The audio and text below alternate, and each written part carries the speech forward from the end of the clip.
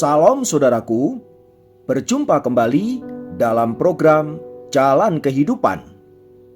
Kali ini dalam segmen Sapa Jemaat di Rumah, saya mengajak kita semua untuk bersaat teduh.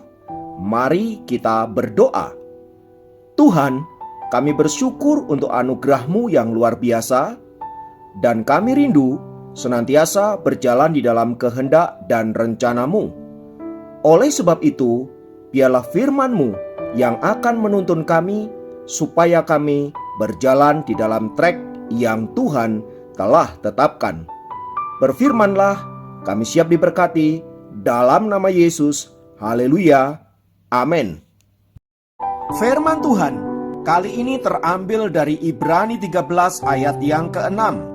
Ibrani 13 ayat yang ke-6 berkata, sebab itu dengan yakin kita dapat berkata, Tuhan adalah penolongku, aku tidak akan takut.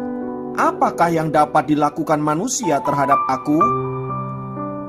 Saudaraku, Ibrani pasal yang ke-13 ini berisi nasihat yang ditujukan kepada orang-orang percaya agar mereka senantiasa hidup di dalam Tuhan dan senantiasa mengandalkan Tuhan.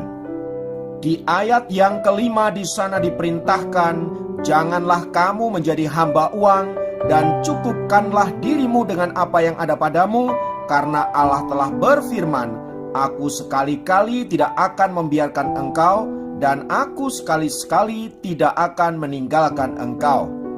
Bagian firman Tuhan ini ingin menegaskan bahwa Allah lah pemelihara hidup kita, dan bahwa janji firman Tuhan ini pasti digenapi di dalam hidup orang-orang yang percaya kepada Tuhan, yang mengandalkan dan menyerahkan hidupnya sepenuhnya kepada Tuhan. Karena itulah di ayat yang ke-6 tadi berkata, Tuhan adalah penolongku, aku tidak akan takut. Nah, berbicara tentang Tuhan adalah penolongku, seringkali kita memiliki persepsi pertolongan Tuhan itu harus sesuai dengan apa yang kita pikirkan. Dan biasanya kita selalu berpikir bahwa pertolongan Tuhan itu harus sesuatu yang spektakuler. Tapi tahukah Anda saudara-saudara bahwa cara Tuhan kadang sangat sederhana sekali dalam hidup kita. Melalui hal-hal yang kecil, hal-hal yang remeh-temeh dapat dipakai oleh Allah untuk menyatakan kuasanya, untuk menyatakan kelepasannya, bahkan untuk menolong hidup kita. Seperti yang dialami oleh seorang pria Prancis yang bernama Kearney. Kearney suatu kali melakukan tindakan yang menjengkelkan Kaisar Napoleon Bonaparte. Karena hal itu, maka Kearney dimasukkan ke dalam sel bawah tanah. Sejak peristiwa itu, teman-temannya, orang-orang dekat mulai meninggalkan Kearney satu persatu, sehingga dia merasa sendirian dan putus asa di dalam penjara. Dan di tengah keputusasaannya itu, ia mengambil batu dan menuliskan sebuah kalimat di dinding sel penjaranya. Tidak seorang pun yang peduli. Setelah sekian lama menjalani hukuman di dalam penjara, suatu hari sebatang tunas kecil menyembul melewati celah kecil di lantai selnya dan mulai tumbuh ke atas menuju sebuah cahaya kecil di atap selnya. Melihat ada tanaman yang mulai tumbuh di dinding selnya, Kearney kemudian menyisikan sedikit air dari minuman yang biasanya ia terima untuk menyirami tanaman itu. Hari demi hari ia lakukan dengan begitu tekun, hingga tanaman itu tumbuh menjadi besar dan kemudian mengeluarkan sebuah bunga berwarna biru yang sangat indah.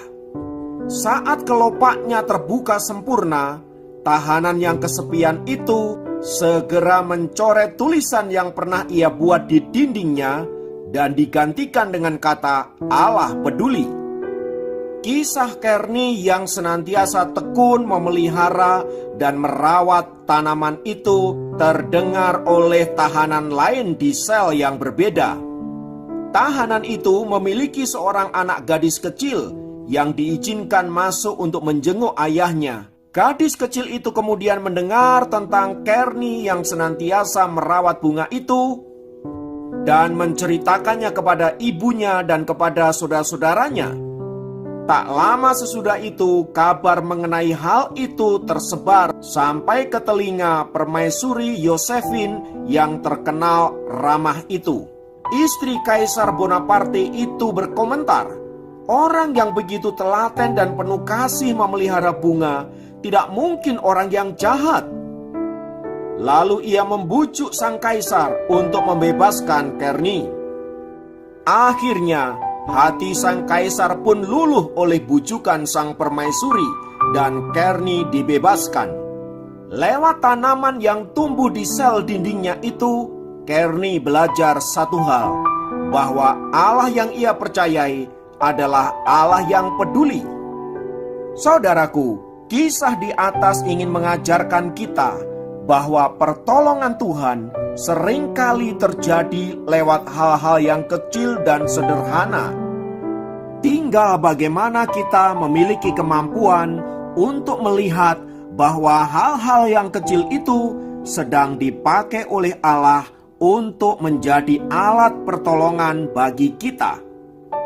Oleh sebab itu, saudaraku, apapun situasi yang saat ini kita alami, situasi yang saat ini terjadi dalam hidup kita, percayalah bahwa Allah senantiasa memberikan pertolongannya bagi kita.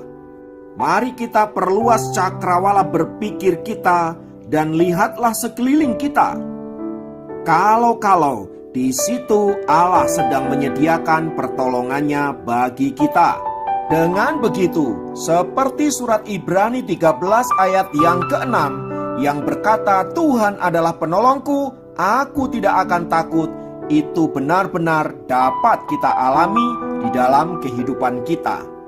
Hari ini, mungkin Anda punya masalah dalam hal keuangan, keluarga, kesehatan, bisnis, dan lain sebagainya.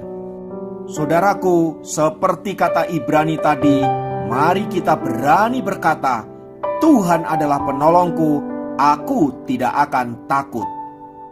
Kiranya firman Tuhan ini memberkati Anda dimanapun berada. Mari kita berdoa. Tuhan, kami naikkan syukur untuk kasih-Mu, untuk penyertaan-Mu, untuk apapun yang Kau izinkan untuk kami alami. Kami percaya Engkau ada di sana untuk menolong setiap kami. Oleh sebab itu, ajarkan kami percaya sepenuhnya akan cara-Mu untuk menolong kami. Mungkin itu lewat hal-hal yang kecil, hal-hal yang sederhana. Buka cakrawala kami Tuhan, agar kami dapat mampu menangkap apa yang hendak Kau kerjakan dalam hidup kami. Terpujilah nama-Mu kekal selama-lamanya. Dalam nama Yesus kami berdoa, haleluya, amin.